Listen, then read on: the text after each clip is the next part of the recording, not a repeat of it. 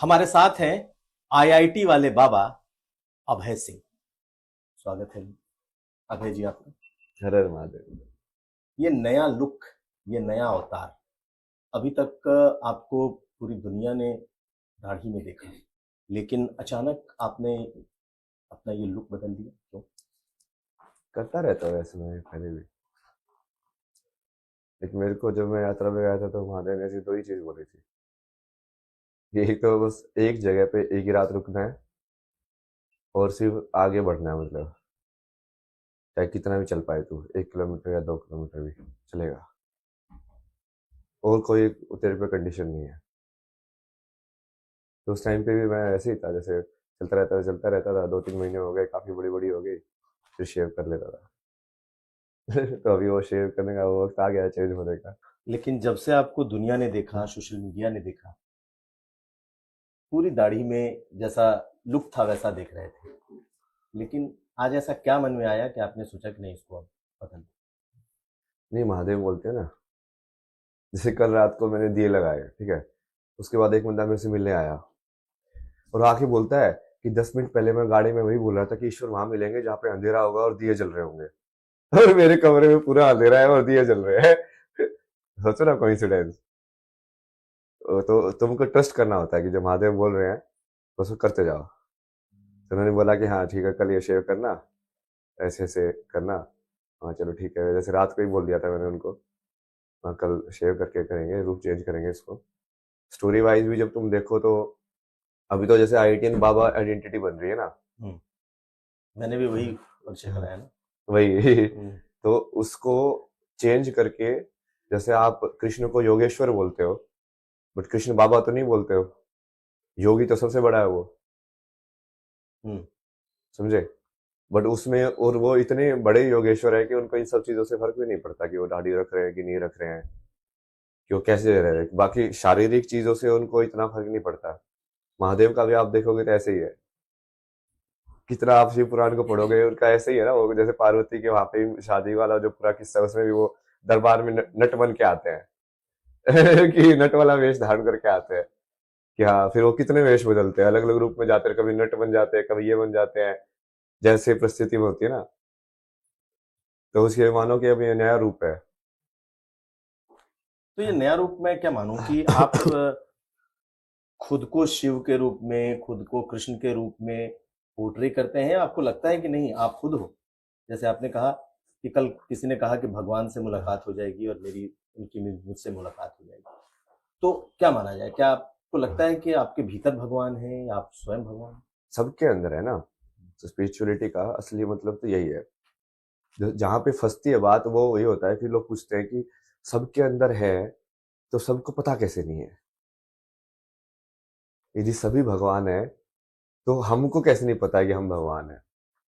तो कल भी मैंने वही बोला कि मुझे पता है कि लाइक सबके अंदर भगवान है और मैं बोल रहा हूँ उस ट्रुथ को। अहम ब्रह्मास्मि, जब शंकराचार्य ने भी तो बोला था ना, तो आपने नहीं पूछा होगा कि हाँ ये खुद को भगवान बता रहा है, ब्रह्मास्मि बता रहा है कि मैं शिवोहम। कोई जब शिवोहम बोलता है तो उसका क्या मतलब है कि मैं ही शिव हूं ना। तो उस हिसाब से देखा जाए तो वो चेतना का जो स्तर होता है उसके हिसाब से उसको भगवान टाइटल दिया जाता है। जहां पे बिल्कुल शून्य चेतना में चले जाओ, तो प्योर कॉन्शियसनेस, उसको महादेव बोला गया है। फिर विष्णु किसको बोला गया है कि जब वो चेतना शून्य से उतर के नीचे एक ज्ञान की फॉर्म में आ जाती है। तो विष्णु हमेशा सोते रहते हैं, शिव सागर पे ड्रीम करते रहते हैं। ऐसे दिखाते हैं ना कि विष्णु ऐसे ड्रीम के स्टेट के अंदर है ऐसे। तो जो आपका जैसे तीनों जो अवस्था होती है दिन की, आप क्या क्या करते हो। एक वेकिंग स्टेट होता है, एक ड्रीम वाला स्टेट होता है, मेंटल वर्ल्ड, और एक फिर बिल्कुल डीप स्लीप वाला स्टेट होता है। डीप स्लीप वाले स्टेट में भी कॉन्शियसनेस रहती है, सिर्फ कॉन्शियसनेस का विषय चला जाता है। हम्म।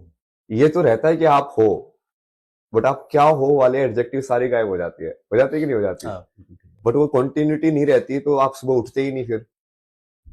यदि कॉन्शियसनेस की कुछ ऐसी चीज नहीं है जो कंटिन्यूस चल रही है वहां पे, तो वो शिव है। डीप स्लीप वाली जो कॉन्शियसनेस है, शून्य कॉन्शियसनेस। फिर जो ड्रीमिंग वाली है वो विष्णु है। इसलिए वो ड्रीम करके लाइक पूरे संसार को चलाते रहते हैं। माया। माया, माया के अधिपति जो है। हम्म। तो उसके बाद ब्रह्म जो है वो बेसिकली जो वेकिंग वाला जो वर्ल्ड है जो अभी हम देख रहे हैं, ये ब्रह्मा का वर्ल्ड है। तो जब आप इसको समझते हो तो आपको समझ में आता है कि एक्चुअली में तो ये चेतना के ही रूप है, जिसको ब्रह्मा विष्णु महेश बोला गया है। इन अ वे लाइक वो कंसेप्ट हैं कि शुरू होना किसी चीज का, कंटिन्यू होना और फिर एंड होना। जब मैं तीन में देखूंगा उस चीज को, तो वो ब्रह्मा विष्णु महेश या त्रिमूर्ति या फिर सरस्वती लक्ष्मी पार्वती के रूप में दिखाई देगा। और जब मैं दो में देखूंगा तो कैसे दिखाई देगा? शिव शक्ति के रूप में। क्योंकि अब क्या है, अब उसमें कुछ स्टार्ट और एंड नहीं हो रहा है, अब वो काल के बियॉन्ड हो गए हो। क्योंकि स्टार्ट और एंड मतलब जो समय जो है वो तीन में एग्जिस्ट करता है ना, पास्ट प्रेजेंट और फ्यूचर। उसको दो में एग्जिस्ट नहीं करा सकते आप। उसके लिए तीन होने चाहिए स्टेट्स, समय की डेफिनेशन को वैलिड होने के लिए। तो वो उसके तीन के ऊपर यदि तुम जाओगे दो में, ये मैं आपको पूरा सांख्य से समझा रहा हूँ ना, कि कैसे उसको बताया गया कि अनेक से एक होने की जो विभक्ति है वो ऊपर से कैसे हुई। जब ईश्वर ने संसार रचा तो कैसे रचा गया। और अब जो स्पिरिचुअलिटी है कि वो वापस से आप उस पाथ को ट्रेस करके वापस से ऊपर कैसे पहुंचो उसी एक के पास। तो जिस पाथ से तुम नीचे जा रहे हो, फंसे हुए हो, उसी पाथ को तुमको रिट्रेस करके ऊपर जाना है। तो वो स्पिरिचुअलिटी बोलते हैं उसको। तो मैं अगर पूछूं आपसे कि आप स्पिरिचुअलिटी के किस स्तर पर हैं? लोग तो कहते हैं कि ये घमंड भी है आपका, कि कह सकते हैं कि आप खुद को भगवान कह रहे हो। लेकिन जब आपने स्पिरिचुअलिटी समझाई, तो एक आम आदमी जानना चाहेगा जिसका कोई गुरु नहीं है, जो किसी को गुरु नहीं मानता, तो वो किस स्तर पर पहुंचा है और कैसे पहुंचा है? जिसका कोई गुरु नहीं है वही तो स्वयंभू है, शिव, जो खुद से अपने आप को बनाते हैं। स्वयंभू होने का मतलब समझो आप, कि वो इंसान जब तक उसके अंदर वो एक्सपीरियंस नहीं होगा तब तक उस चीज को मानेगा ही नहीं। जब तक वो ज्ञान उसका ज्ञान नहीं है तब तक वो उसको ग्रहण ही नहीं करेगा। वो स्वयंभू है क्योंकि वो उसका ज्ञान कहीं दूसरे सोर्स से आया ही नहीं है, सब कुछ इंटरनली उसने पाया है। उसने डायरेक्टली ज्ञान को स्टडी करके पाया है। इस तंत्र को समझने के लिए उसने किताबें इतनी नहीं पढ़ी, उसने डायरेक्टली इस तंत्र को ही पढ़ लिया है। लेकिन कहते हैं कि गुरु के बिना ज्ञान नहीं है। जब तक कोई गुरु नहीं मिलेगा तब तक शायद आप उस स्तर पर नहीं पहुंच पाओ। गुरु तो है ना मेरे, कितने गुरु हैं। जैसे जय कृष्ण मूर्ति को मैं पहला गुरु मानता हूँ, जिनकी वजह से मुझे वो ब्रेक थ्रू रियलाइज हुआ कि हाँ इसके परे कुछ चीज है। फिर उसके बाद वो पूरी स्ट्रक्चर को समझने के लिए जैसे मैं सदगुरु के आश्रम में गया, तो वो भी उनको तो मैं बहुत ओपनली गुरु मानता ना। उसको तो उनका तो फोटो में वॉलेट गुम गया, लेकिन उनका फोटोग्राफ हमेशा साथ में रहता था। सदगुरु का। हाँ हाँ हाँ। एक वही फोटो रखा था मैंने कि हाँ नहीं नहीं ये, क्योंकि मेरे को बीच में समझ में आया कि जैसे यदि मुझे इस रियलिटी में ग्राउंड करना है तो गुरु ही है जो ग्राउंड करा सकता है तुमको। गुरु ही है जो तुमको वेरीफाई कर सकता है कि ये सत्य है, क्योंकि गुरु का ही माना जाता है। समझे, वो ऑलरेडी गुरु है, मतलब वो एनलाइटन है। यदि वो बोल दे कि हाँ ये जो बोल रहा है ये बिल्कुल सही बोल रहा है, तब वो शिष्य वेरीफाई हो जाता है। तो आप वेरीफाइड शिष्य हुए या नहीं हुए? नहीं नहीं, मैं तो फिर महादेव के हिसाब से चलता हूँ ना। वो बेसिकली मेरा तो ऐसे ही कि वो डायरेक्टली मैंने पूरा सरेंडर करके रखा ना उनके विल को हिसाब से। तो अब वो वेरीफाइड मेरा इंटरनल होता है, मतलब सेल्फ वेरीफाइड। अगेन स्वयंभू जो होगा वो दूसरों की वेरिफिकेशन पे डिपेंड नहीं करेगा। इसलिए शिव को भगवान उनको देखना उनको फर्क नहीं पड़ता था, वो किसी भी रूप में घूमते थे। अघोरी बन के घूमते थे, ऐसे बन के घूमते थे, बट उनको दुनिया वाले देख के टैग कर रहे थे कि शिव ऐसे हैं, शिव ऐसे हैं, शिव ऐसे हैं। एक्चुअली में तो शिव अनंत है, जो नहीं है वो किसी भी रोल को आप कर सकता है फुलफिल। मतलब उनको आप यदि माँ बाप बना दो तो भी वो डिटैचमेंट से पूरी कर सकता है। उसको तुम लाइक रुद्र वाला काम दो तो भी वो डिटैचमेंट से पूरी कर सकता है। वही है ना कि संसार का कोई भी कर्म उसको पकड़ नहीं रहा है, तभी उसको बोलेंगे कि वो त्रिगुण से ऊपर पहुंच गया है, निर्गुण हो गया है, बिना गुण का हो गया है। और जो निर्गुण है वो कोई भी गुण बेसिकली जो जरूरत पड़ने पे उसको एक्टिवेट कर सकता है फिर, क्योंकि वो खाली है। जो खाली है उसके अंदर फिर जो भी चीज भरी जाएगी वो उस जैसा ही बन जाएगा। तो जैसे मैं यहाँ पे आया तो अब आपके हिसाब से एडजस्ट हो गया कि हाँ थोड़ा मॉडर्न वैसे वाला है, तो हाँ खाना भी वैसे ही मिलेगा, coffee, black coffee. Coffee black coffee वही। तो अभी जैसे मैं रियलिटी में थोड़ा समाज के दूसरी वाली उसके अंदर एंटर कर रहा हूँ ना अभी, कौन तो सा? उसके लिए जो थोड़ा मतलब है तो आध्यात्मिक, बट इतना ज्यादा वैसा ट्रेडिशनल वाला स्टाइल नहीं है, मतलब कि तुम सब कुछ पूरा वैराग्य छोड़ दो। पूरे वैराग्य में तो था ही ना मैं, मुझे तो फर्क ही नहीं पड़ता था अपने शरीर को। इतनी सारी प्रॉब्लम्स होती थी मेरे शरीर में ना, कि रैशेज ये सब, मैं तो चलता जाता था पूरे टाइम। तो कहला महादेव बोल रहे हैं तो चलते जाओ यार, चलते जाओ। अभी जैसे कान छिदवाया, इसमें भी उन्होंने बोला था पानी मत लगने दो, फिर वो गंगा स्नान कर रहे थे तो पानी तो लगेगा ही लगेगा। हम्म। अब कहाँ से तुम तेल लेके आओ, कहाँ से ये सब करो। वो ठीक है, मैं महादेव बोलते कि ठीक है अभी इस पे जरूरत है नहीं, ध्यान नहीं है, तू टेंशन मत ले, सब ठीक हो जाएगा। तो मैं ठीक है, सब सही हो जाएगा। तो आप खुद को बिल्कुल निर्लिप्त रखना चाहते हैं, कहीं किसी चीज में लिप्त नहीं रखते। और अगर आपके लुक को इस वक्त देखें जो हम चर्चा कर रहे थे, तो अपने आप को आपने बदल दिया, कान में कुंडल पहन लिया। कुंडल तो बहुत सारे फैक्टर्स है ना उसके। हाँ। जैसे मैं ये सारी चीजें इसलिए नहीं करता कि कोई सन्यासी करता है, मैं ये सारी इसलिए करता हूँ कि क्योंकि वो आध्यात्मिकता के अंदर उन सब टूल्स का यूज है, कि तुम तिलक कैसा लगा रहे हो, किस टाइप की ऊर्जा तुम एक्टिवेट कर रहे हो, कहाँ कहाँ पे टच कर रहे हो। जैसे वो चक्रास पे जनरली भस्म लगाते हैं कि यहाँ पे लगाए, यहाँ पे लगाई, यहाँ पे लगाई, ऐसे लाइक वो वैसे वैसे तुम ना ध्यान रख रहे हो उनका, एनर्जी पॉइंट्स का। फिर जो जो चीज लगा रहे हो आप, उसकी एनर्जी लगा रहे हो, मतलब कि वो यहाँ पे इंटरेक्ट हो रही है ना, वही तो हो रहा है। फिर आप कोई स्किन पेस्ट लगाते हो स्किन का, तो वो आपकी स्किन के साथ इंटरेक्ट तो करता ही है। जैसे तिलक लगाओगे, तिलक भी इंटरेक्ट करेगा एनर्जी के साथ।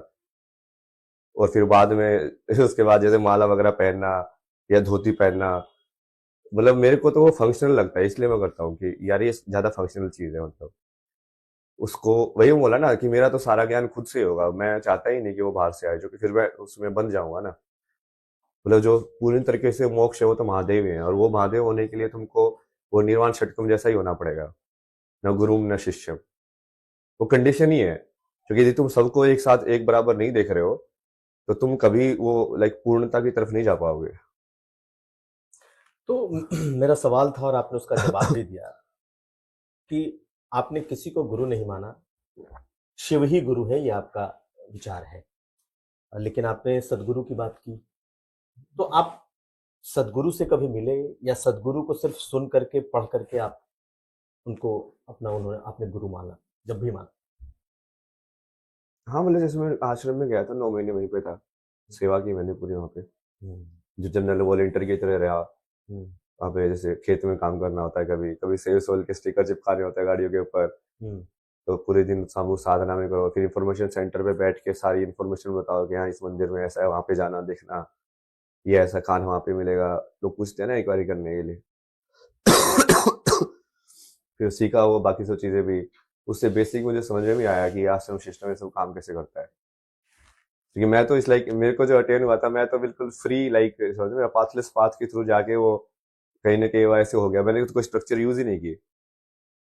तो स्ट्रक्चर में यूज करके क्या वो चीज को हासिल किया जा सकता है, किया जा सकता है, तो कैसे होनी चाहिए वो स्ट्रक्चर। तो उनका आश्रम काफी बढ़िया एग्जाम्पल है उसका, कि हाँ कैसा होना चाहिए एक पर्टिकुलर आश्रम, कैसे वो संस्कृति को वापस से एक आइडियल केस स्टडी बोल सकते हैं ना आप। जैसे एक पायलट होता है गांव का, कि हाँ मॉडल विलेज, तो मॉडल आश्रम उसको आप बोल सकते हो वो, क्योंकि वो तो हेवन है। मैं जब मैं वापस आया तो उनको वही बोल के आया था मैं जा रहा हूँ अभी, बट ये तो हेवन है, अब हेवन में बैठा रहूंगा तो ठीक है। क्योंकि वहां पे जैसे जिस इंसान को पूर्णतः समझ में आए, उसके लिए तो कोई दिक्कत ही नहीं है, सेवा करना ये सब करना तो वो तो मजे से करेगा, और करेगा बल्कि। अब वो खाना वाना बढ़िया खिला रहे हैं, रहने की जगह दे रहे हैं, तुम अपना धर्म का काम कर रहे हो बैठे बैठे, और तुमको क्या चाहिए, और शांति है पूरे आश्रम में, एनर्जी बढ़िया है। तो आपकी विरक्ति फिर वहां कैसे होगी?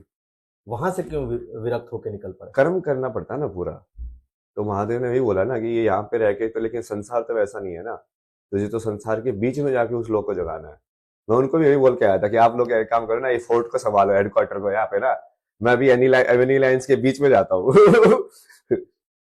अंदर ना, मतलब हाँ जो लोग इस चीज को वहां पे, तो जैसे वही लोग आएंगे ना जो कहीं ना कहीं एक्सेप्ट करते हैं उस चीज को, स्पिरिचुअलिटी को। हम्म। तो एक लाइक माइंडेड लोगों के बीच में हो तुम। बट कितने सारे लोग हैं जो वही बाहर से गाली देते रहते हैं, वो क्या है, और वो सब हो क्यों रहा है, वो सब चल क्यों रहा है। तो मैं बोला कि हाँ मेन मैं वर्ल्ड में घुसता हूँ। और फिर वहां जाके मैं उस चीज को लाइक वो फैला के, या जो है बहुत पहले से प्लान था ना ये, जैसे कि आग कैसे लगानी है, हर जगह जाके टच कैसे करना है। तो आप एक यायावर की भूमिका में हैं, चारों तरफ घूम करके, देख करके, महसूस करके, शिव जहां जहां है, जिस जिस फॉर्म में है, आप उस तरीके से खुद को रखते एग्जैक्टली। सूत्रधार बोलता हूं मैं उसको, कि मैं सारे सूत्रों को एक पिरोने का काम कर रहा हूँ, लाइक हैं। किसके लिए? धर्म के लिए। धर्म और मेरा जो कर्म है, जो कि मुझे वो फील होता है, इसलिए। अब मुझे यदि मैं एम्पैथेटिक हूँ, मुझे वर्ल्ड की सफरिंग फील हो रही है, तो फील होना ही मेरे लिए कर्म बन जाता है, क्योंकि या तो तुमको बिल्कुल डिटैच होना चाहिए। असली तो बाद में उनको तो फर्क ही नहीं पड़ेगा, डिस्ट्रैक्शन हो, चस्टी चल रही है कि नहीं चल रही है, उनको फर्क क्या पड़ता है यार। उनके लिए तो समान है सब, मौत और जीवन समान है उनके लिए, क्योंकि उनको पता ही है कि जो चीज मरती ही नहीं है, उसका मौत और जीवन क्या होगा। एक गुरु के आश्रम में रहना, एक सेवादार की तरीके से रहना, गुरु की आश्रम के पूरी व्यवस्था को समझना, उसमें जुड़ के रहना, और उसके बाद अचानक अघोरी हो जाना। आप भटकते हुए काशी पहुंच गए, काशी में काशी के घाट पर भटकते रहे, और अघोर, तंत्र मंत्र, अवघड़, इनके बीच फिर कैसे पहुंच गए? इनका वो क्या तो मैं एक्सपीरियंस करना था? यात्रा के टाइम पे भी मिलता था बहुत सारे लोग। जैसे मैं यात्रा कर रहा था तो केदारगंज टाइम में ऊपर गया, तो वहां पर एक बाबा जी बैठे हुए थे, पहाड़ के ऊपर अकेले रहते थे वो। तो मैं अलग अलग जैसे लोगों से रास्ते में उस टाइम पे भी मिल रहा था, कि बहुत सारे साधु लोग जैसे यात्रा में चल रहे हैं साथ में, लूट रखता था मैं उस टाइम पे। तो उनके साथ एक दो दिन घूमे, वो बोला कि आओ ऊपर चलना साथ में, तो वहाँ चलो चलो चलो साथ में।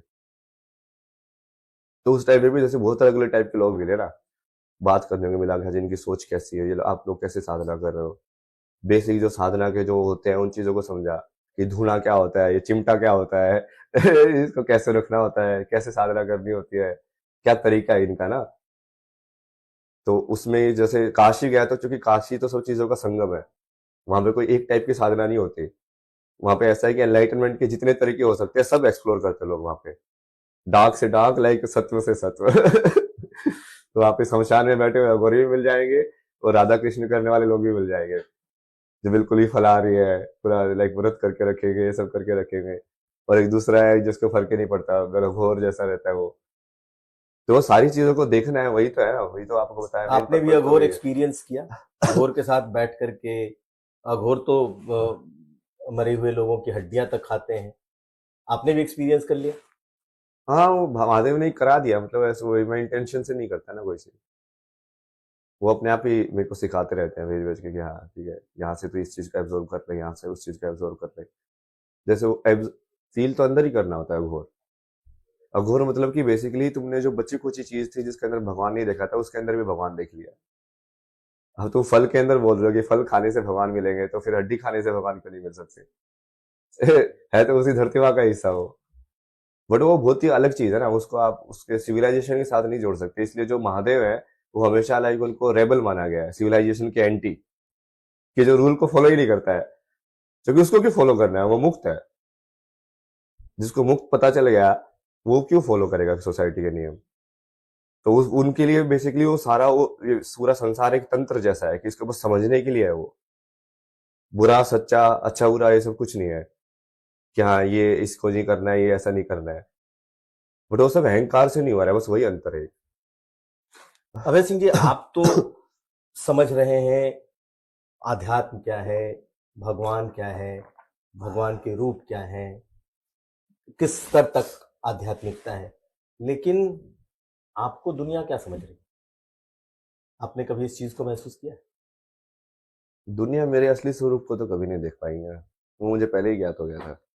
सबसे बड़ी इस पे यही वो रहता है, कि तुम यदि फर्स्ट रहते ना, ये मुझे कॉलेज के टाइम पे बहुत फील होता था, क्या? कि जो फर्स्ट रहता है वो अकेला रहता है। फर्स्ट होने का मतलब ही वही है, कि वो अकेला नहीं रहेगा, तो वो कहीं ना कहीं शेयर्ड हो गया ना, वो फर्स्ट कैसे हुआ? तो लाइक यार, राजा होना तो बहुत अकेले होने वाली चीज है, कि तुम भी इतनी पावर होल्ड कर रहे हो कि नीचे वाले लोग जो है वो कहीं ना कहीं लालच में है, उसमें पढ़ने के उनके चांसेस रहेंगे ही रहेंगे, तो तुमको वो पावर ही अकेला कर देगी वहां पर। तो वो वाली चीज महसूस होती है कई बार। बट ठीक है, वो तो क्या कर सकते हो, वो सच पूर्ण है। सचमुच जो सचमुच बहुत पावरफुल होते लोग हैं, जो शीर्ष पर होते हैं, कहा जाता है जो शीर्ष पर होता है वो अकेला ही होता है। अकेला ही होना पड़ेगा उसको, क्योंकि उसको जिम्मेदारी लेनी पड़ती है ना, कि मैं शीर्ष पे हूँ, तो अब नीचे वालों को संभालना है। आप भी अकेले हो? महादेव है ना, उनके साथ पूरी बात है। देवी को भी बुला लेता हूँ बहुत बार। देवी को बुला लेता हूँ? हाँ मतलब चैनल करके, कभी ऐसा लग रहा हो बैठो गपशप करो बातें बातें करो। भगवान से बातें, देवी से बातें? हाँ मतलब जैसे किसी भी रूप में आप चैनल कर सकते हैं ना, वो तंत्र मंत्र यूज करके, कि उस देवी को प्रसन्न करके तो उनको चैनल कर सकते हैं आप। लेकिन ये तो आपके आध्यात्मिकता से बिल्कुल दूसरा चैनल है जिसकी आप चर्चा कर रहे हैं, कि आप तंत्र मंत्र के जरिए भगवान को बुला सकते हो, तंत्र मंत्र के जरिए देवी को बुला सकते हो, और एक आपकी ऐसी साधना है जो सब में शिव देखता है। तो दो बिल्कुल, आपको लगता नहीं नहीं नहीं, अलग वो अलग एनर्जी चीजें? के फॉर्म अलग अलग है ना, मैनिफेस्टेशन, वही तो समझाया मैंने आपको। हम्म। जैसे आप जिसको शिव बोल रहे हो, वो तो दो के अंदर डेफिनेशन है, शिव और शक्ति के अंदर। तीन के अंदर वो डेफिनेशन ब्रह्मा विष्णु महेश वाली है तो वही की, बट आप उसको रूप में देखना चाहते हो, इसलिए आप उस रूप में देख रहे हो। जैसे देवी का, जैसे तीन में तो ऐसे है सरस्वती लक्ष्मी पार्वती, बट 10 में भी है ना वो, फिर वो नव दुर्गा, और फिर लाइक लास्ट के अंदर, तो वो 10 के अंदर डिवीजन है वो देवी का। फिर और भी फर्दर डिवीजन भी किया हुआ लोगों ने। आप जो इतनी बातें बता रहे हैं धर्म से जुड़ी हुई, क्या ये पूरी आपकी स्टडी है या आपने महसूस किया? जो महसूस किया वही बताता हूँ मैं तो। तो स्टडी वाली नॉलेज धर्म होगी तो ग्रंथों की स्टडी है और महसूस किया, दोनों है? हम लोग कहीं ना कहीं वो ग्रंथ के अंदर भी वो चीज से समझ में आ जाता है कि हाँ यहाँ पे भी ये सिंक हो रही है, मतलब सेम चीज बोल। हम्म। लेकिन अब हम आते हैं इस प्रयागराज पे। आखिर ये आप इस महाकुंभ में कैसे पहुंच गए? और महाकुंभ में जब आप पहुंचे तो अचानक से ही आप पिटारा खोल के मधुमक्खी का। महाकुंभ में पहुंचते ही कहा गया कि आप अखाड़े के लोगों से मुलाकात हो गई, आपके टेम्पररी गुरु हो गए, वो आपको लेकर के आ गए और अचानक से आप दुनिया के सामने आ गए। सोशल मीडिया ने आपको यहाँ तक पहुंचा दिया, नहीं तो कोई जानता नहीं। हाँ तो वही था, महादेव जैसे बोल ही रहे थे कि ऐसे ही करना है, मैं तो बस फॉलो करता गया।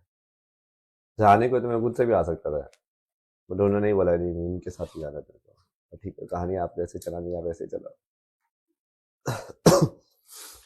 लेकिन जब आप महाकुंभ में आए तो कंट्रोवर्सी भी हो गई, और जूना अखाड़े में आप आए, वहीं से आप चर्चा में आए, सुर्खियों में आए, लेकिन फिर वहां के बाबाओं ने ही आपको निकाल दिया, साधुओं ने। क्या फर्क पड़ रहा है? ये तो वहाँ पे जैसे मैं मशान नाथ के वहाँ पे मंदिर में बैठा हुआ था ना धुने के ऊपर, तो ऐसे वो कुछ तो जो जोर जोर से फोन बजा रहे थे, कोई तो इंसान। मैंने उनको बोला यार ये माया वाली चीजें मत बजाओ अभी, थोड़ा या तो स्पिरिचुअल भजन वजन लगा दो ये सब। तो बोलता है कि तुम कौन हो तो बोलने वाले? हाँ मैं तो कोई नहीं हूँ, कुछ भी नहीं हूँ। बोला कि तुझे पता है ये जगह किसकी है?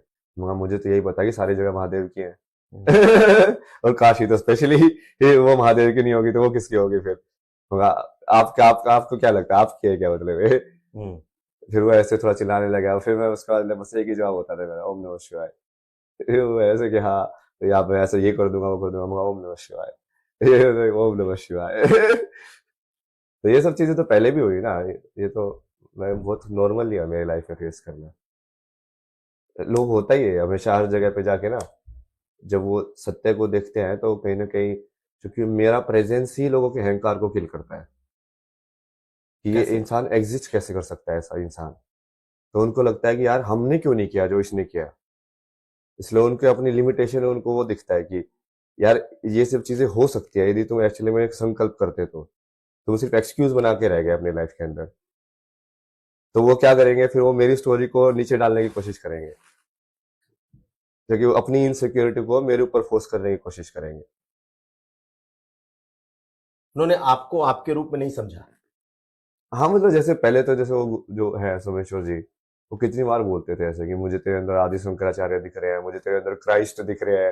मतलब इतनी बड़ी बड़ी बातें हैं, जब आप पूछ रहे थे ना कि आप खुद को भगवान बोल रहे हो। अरे यार मेरे को तो लोगों ने खुद बोला है कि मुझे तेरे अंदर क्राइस्ट दिख रहे हैं, मुझे तेरे अंदर आदि योगी दिख रहे हैं, मुझे तेरे अंदर बटुक भैरव दिख रहे हैं। तो अब वो ठीक है ना, अब उनसे भी तो पूछो ना उनको कैसे दिखे भगवान मेरे अंदर।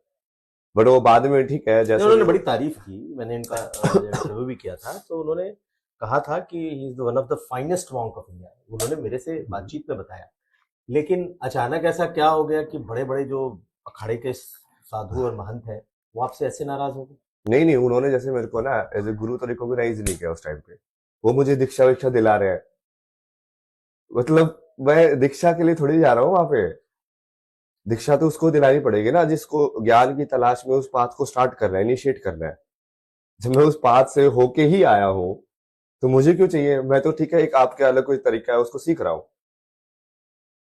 जैसे रामकृष्ण परमहंस भी ऐसे ज्ञान प्राप्त करने के बाद भी उन्होंने भी बहुत सारी तरीके एक्सप्लोर किए। तो आप क्या बोलोगे, उनको ज्ञान मिला नहीं था क्या? ज्ञान तो मिला हुआ था, फिर भी उन्होंने किया ना वो सब चीजें। तो वो बेसिक अंडरस्टैंडिंग ही गलत थी और वो लोग उस चीज को तोड़ना ही नहीं देना चाहते थे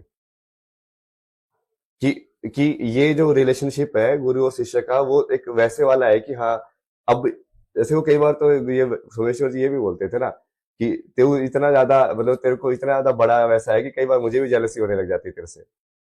बट फिर समझाते कि नहीं नहीं, गुरु तो ऐसे ही होता है कि हाँ उसका शिष्य बड़ा हो तो उसको बढ़िया होना चाहिए। वो हाँ चलो ठीक है, समझते तो आप कि असली गुरु होने का मतलब क्या होता है, कि जब शिष्य बड़ा हो गुरु से तो उसको प्राउड फील होना चाहिए कि हाँ इसने अब मेरे से भी ज्यादा कुछ सीख लिया है, ना कि उसके जेलसी होनी चाहिए कि मैं जो नहीं आता उसने ये इसने कैसे सीख लिया। तो इंसानी इमोशंस हैं, वही कहानी वैसी चलती जाती है।